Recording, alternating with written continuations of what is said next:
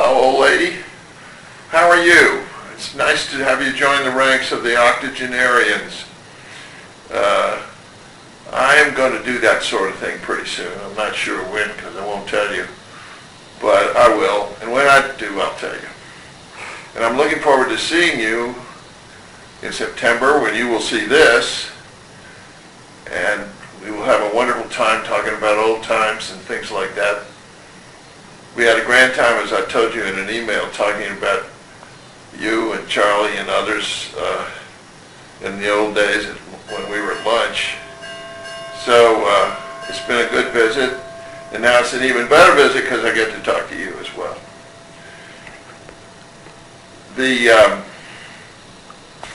I told you the story about singing with my roommates, with Charlie playing the piano, and I also told you the story about singing the same song with my little granddaughters when they were 3 and 4, and we went down to the market together on Saturdays. That was a great treat to be able to reach back those many years and sing that same song again and have them learn it, although they didn't learn it very well. And I hope that by the time you see this, you will not have lost 2 or 3 houses. That's what you get for having 2 or 3 houses, of course.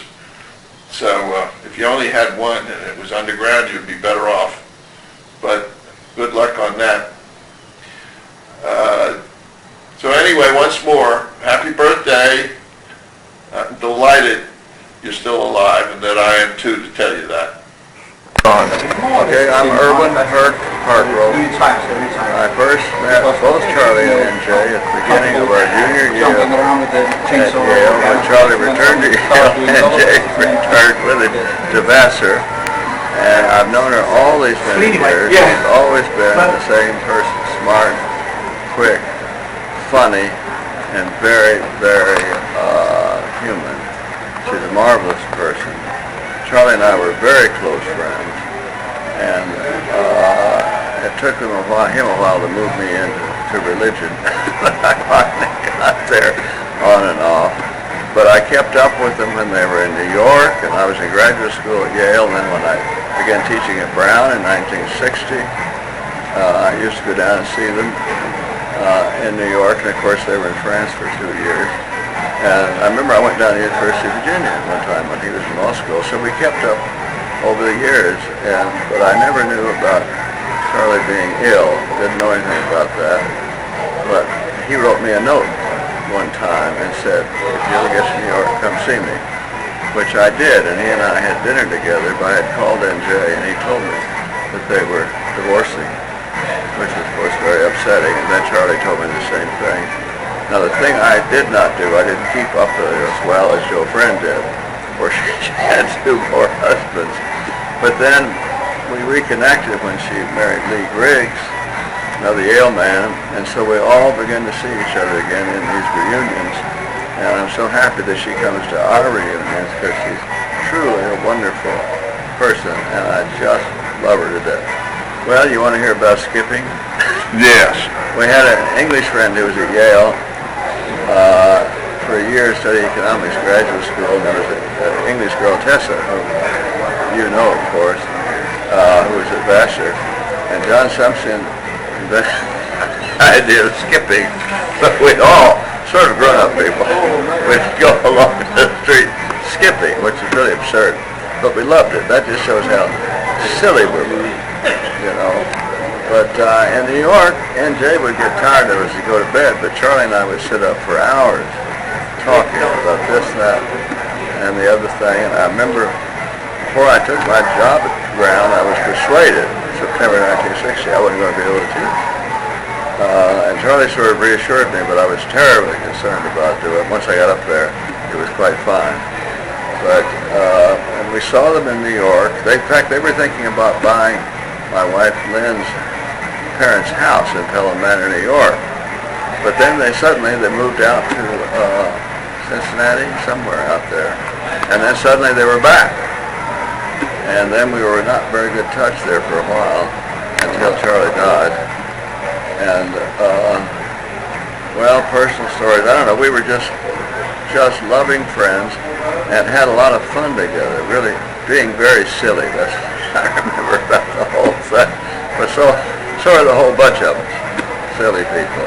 And I'm so happy that she's part of our group. You know she's going to have a big birthday.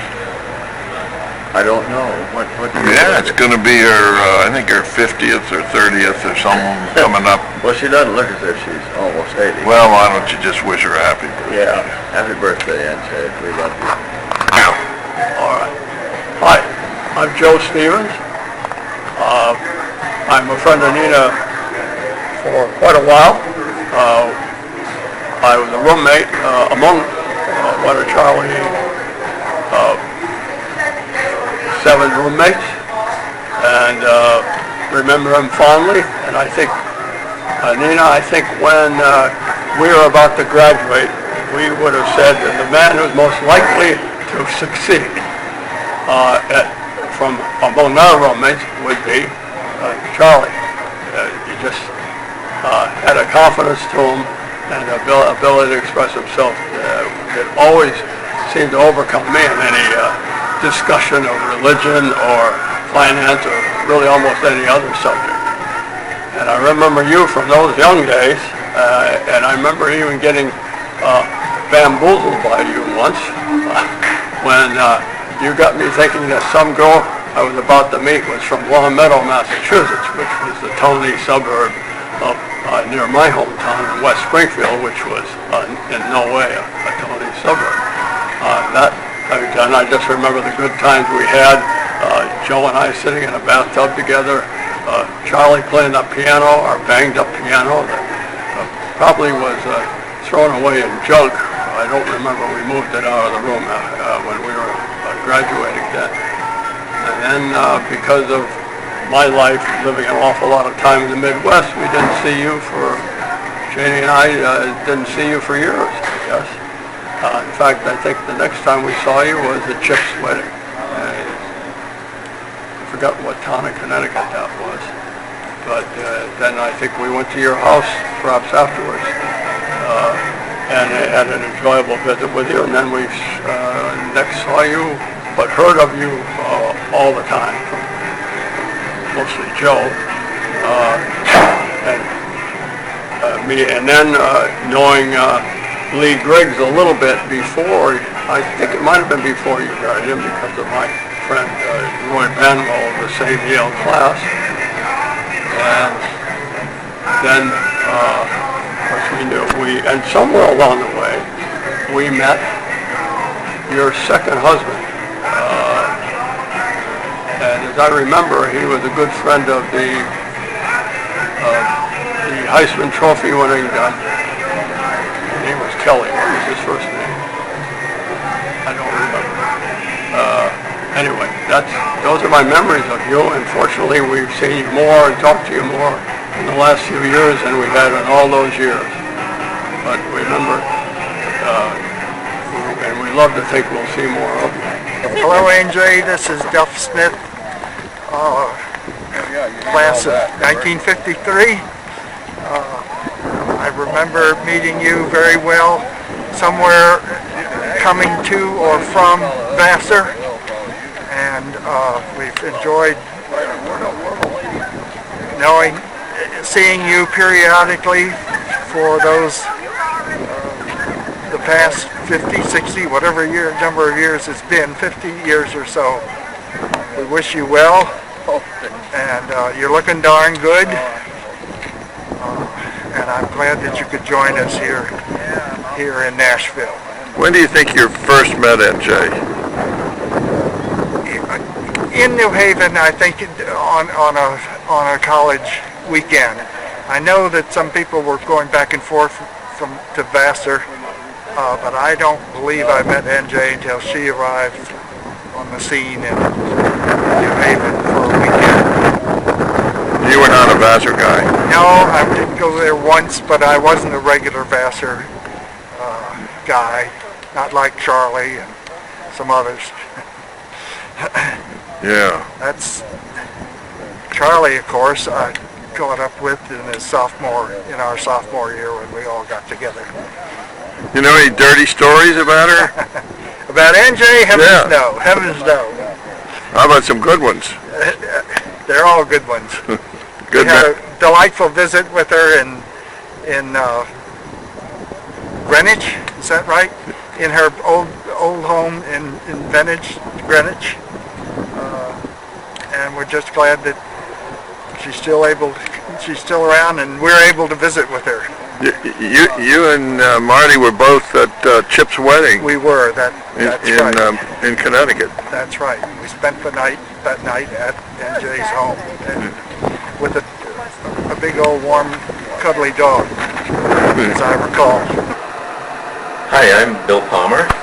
I've known NJ for forever. In fact, my first experience with NJ was when Charlie Mosley brought her down to Yale from Vassar, and we were all stunned at the thought that old Charlie could attract such a gorgeous little girl, but he did. And they were a terrific couple. And then after Yale, we kind of lost track of each other. Many years later, I had a little construction business, and NJ got in touch with me and said, would I be interested in helping her fix up her place in Greenwich? I thought that was great, so my crew and I gathered there, and we were working away, and we stopped for a cup of coffee one day, and she says to me, you ever hear of a guy named Lee Griggs? And I thought, oh, wait a minute, I think I know that guy. Now, mind you, she had already been married 6 or 7, or was it 7 or 8 times? I can't recall which. But anyway, she says, I got a letter from this fellow, and she pulls out this letter from her purse. And she reads this love letter, really, that says, Dear NJ or Nina, I've known you for years and remembered you, and I'm deeply in love with you and would love to talk with you at least. Could you please contact me? And she said to me, do you think I should answer this thing? And I said, why not? So she did. We finished our project, and a couple months later, we were invited I was invited, and several others, and Joe Friend included, to her house in Greenwich for lunch. So I drive down there, and I walk in, and I see this fellow sitting at the lunch table having a sandwich, and I'm introduced, and this is Lee Griggs. I said, hi, Lee. We talked for a couple minutes, and suddenly he says, Bill, what do you think? And he reaches in his pocket, and he pulls out a ring box. And I look at it, and I look up, and Drew is standing behind him, and she goes, I thought, uh-oh, what's this all about? So I said, yeah, well, why don't you go for it? Next thing I know, they're married. So this was maybe the 9th husband, I'm really not quite sure. Anyway, happy birthday. We're delighted to be still knowing you, and it's been great. Bye.